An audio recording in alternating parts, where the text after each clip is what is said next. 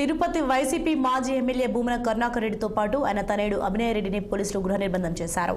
Tirupati municipal corporation ఎన్నిక నేపథ్యంలో బయటికి రాకుండా ఉండేందుకు ముందస్తుగా హౌస్ అరెస్ట్ చేశారు. పద్మావతిపురం నుంచి బయలుదేరిన తండ్రి కొడుకులను పోలీసులు అడ్డుకున్నారు. అనంతరం వారిని ఇంట్లోకి పంపించారు. భూమన నివాసం చుట్టూ వందలాది పోలీసులు మోహరించారు.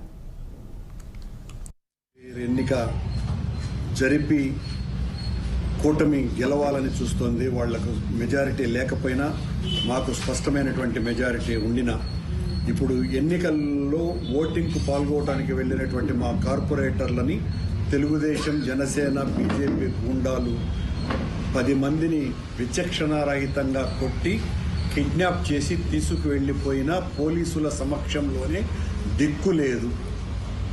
ఆ తర్వాత తాపీగా ఎస్పీ వచ్చి మిగతా వాళ్లను లోపలికి పంపించే ప్రయత్నం చేశారు.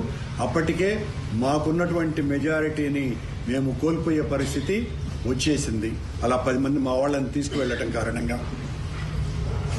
చేష్టలుడిగి చూస్తున్నది అధికార యంత్రాంగం, లేదా పూర్తిగా తెలుగుదేశం పార్టీకి, జనసేనకు అనుకూలంగా వ్యవహరిస్తోందన్న దాంట్లో ఏ రకమైనటువంటి అనుమానం పడాల్సిన పని లేదు.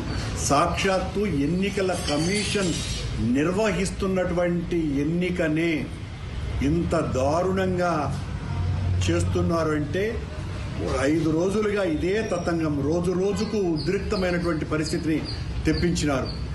రాత్రి ఏమో తెలుగుదేశం గుండాలు మా కార్పొరేటర్లు ఉన్నటువంటి హోటళ్లలోకి వెళ్ళి వాళ్ల మీద దౌర్జన్యం చేసి బలాత్కరించని పోయి ఎన్ని రకాలైనటువంటి చేష్టలు చేసినారో అన్ని రకాలైనటువంటివి ప్రత్యక్షంగా మీడియా ద్వారా అందరూ